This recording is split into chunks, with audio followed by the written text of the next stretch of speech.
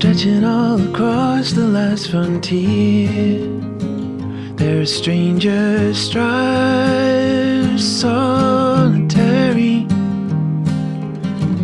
Blessed is the lonesome pioneer.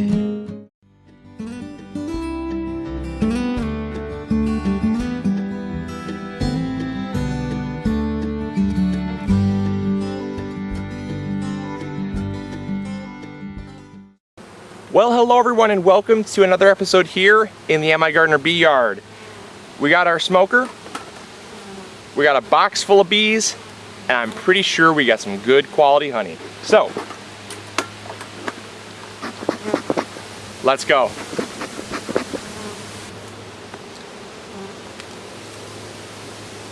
Alrighty. We do got ourselves a nice box of bees here. And I'm not going to pester them too much because I'm just going to get one frame of honey through here and leave the rest for them. So I'm going to puff them down here.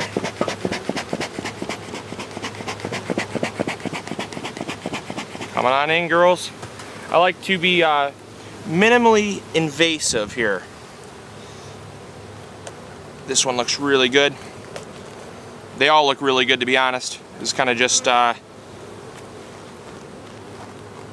picking and choosing. I'm not really sure which one is going to be better than the other because they all look pretty good, but I'm going to go with this one right here. All right. Ooh, it looks so good. Okay, they've just propolised this thing up like crazy. Alrighty. I think we got ourselves a winner. Ooh, yes. Look at that. Front and back. Absolutely perfect. All right. Now a trick to get the bees off is just shake. Just give them a little flick and 80% of the bees are off. This thing's heavy too. Wow. This thing is very heavy. All right. Into the house we go. So there we go, we were able to pull a frame from the bee box, and let me know in the comments box below what you thought of the bees. They're so healthy. I'm only going to take this one because I want the bees to have a lot of honey stores for the winter. We're also going to put another box on so you can continue to build it up, because if you saw, it is filled right out. So they have no more room, so we're going to give them some more room as well. But we did manage to get this one here, and it is surprisingly heavy. This is about 5.5 pounds, I would say, and it is solid. I mean, you can't see anywhere where there's an uncapped cell. It's just absolutely filled.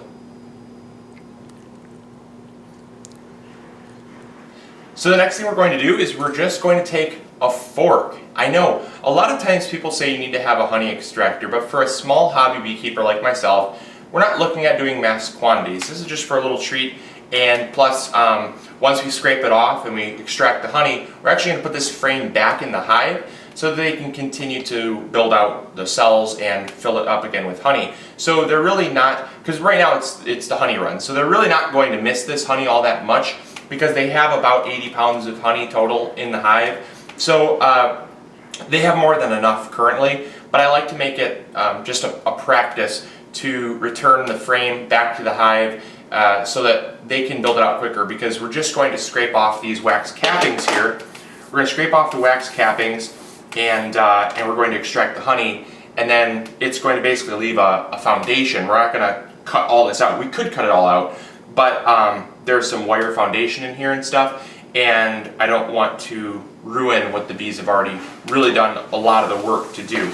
So I'm just going to take this fork here, and I'm just going to run it along these cappings, and you're going to notice that the honey just runs right out.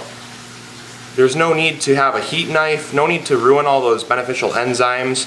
This honey is pure, it is unprocessed, and it is of the highest quality.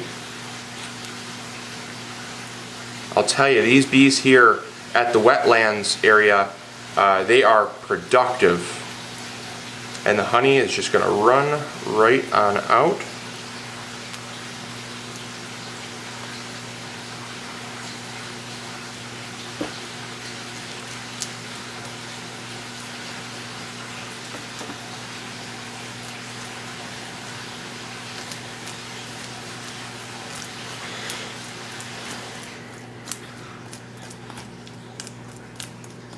There we go. Alright, so now that we have scratched the cappings, one thing you can do that I really like to do is I like to just take a flat spatula and I like to just take it and kind of coax the honey out. Because again, we want to keep some of the foundation in there, so we're not really going to you know, we're not going to scrape super deep. We're just scraping the honey out of the cells, and the foundation that was under there is going to remain. And this is just going to allow us to take just the honey, and it's going to kind of speed up that process. You don't need a heat knife to do this. The wax is just so fresh and new, and you can just see all that honey just oozing out. And we're just scraping the foundation. You can actually see the wire foundation now. The wire foundation helps them to build in a straight line, and that way we can extract it and they make the most out of their hive. It uses their space more effectively. That's what I'm trying to say.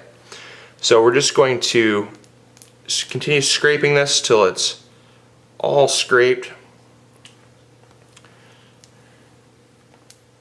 And we're going to do the other side now.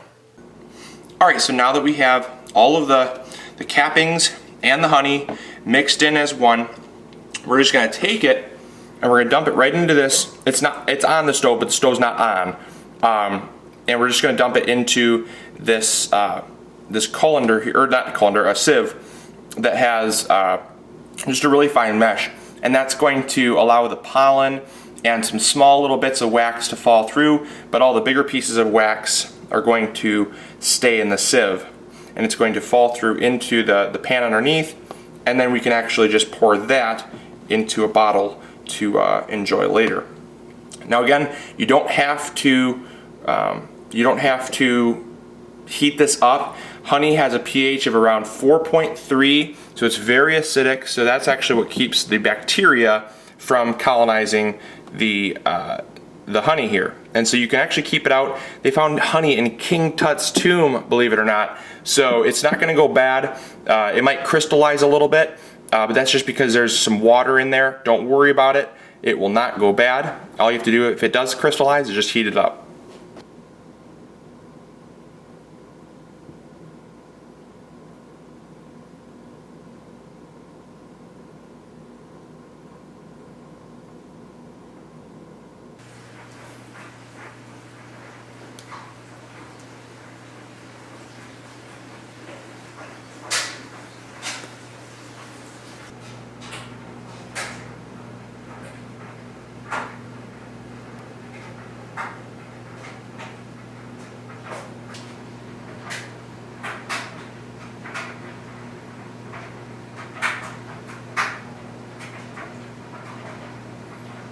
So there you go. Here's the honey harvest for 2015. Quite a bit. Honestly, that's probably about, I would say, 3.5, 4 pounds of honey just from one frame. So that's all we're going to need for probably the entire year. I mean, that's a lot of honey, and the rest is going to go to the bees. So the bees have maybe about 70 pounds of honey, which is great. And yeah, they're going to be able to use that throughout the winter. The very last thing I was going to say is the wax. It's dripping, so I don't want to take it out yet. But that's all the wax we got, and not that much, because most of the wax was left on the frame itself, so the bees can redraw out the comb. But what we did get, we're just going to let drip out and extract that last little bit of honey there.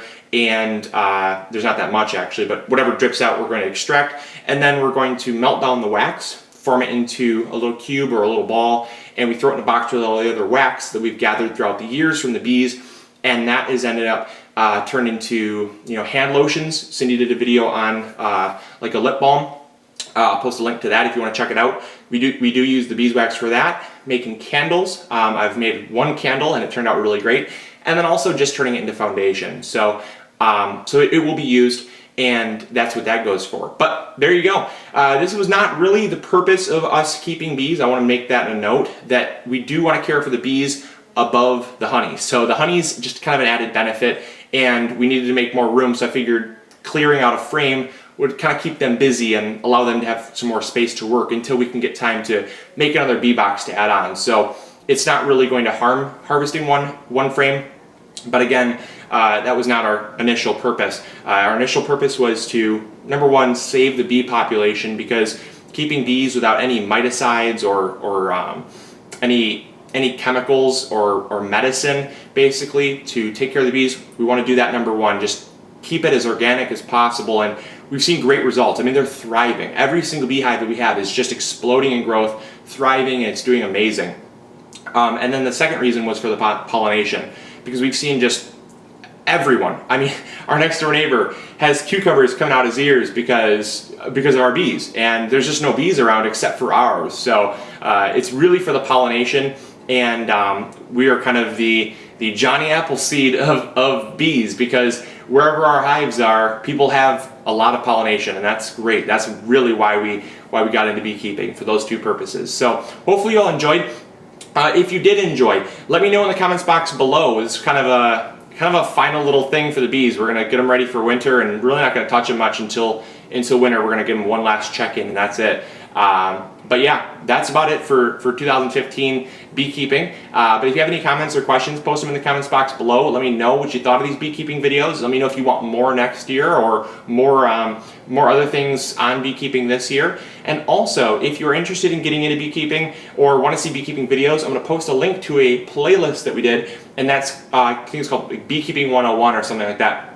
And it's just a compilation of all the beekeeping videos. Anything beekeeping related goes into that playlist, and you can check that out as well. So I gotta go, I got other things to do, but I'll catch you all later. This is Luke from the MIgardener channel, hoping you all are growing big or going home. Hopefully you all are getting into bees, beekeeping, and I'll talk to you all later. All right, see you guys. Bye.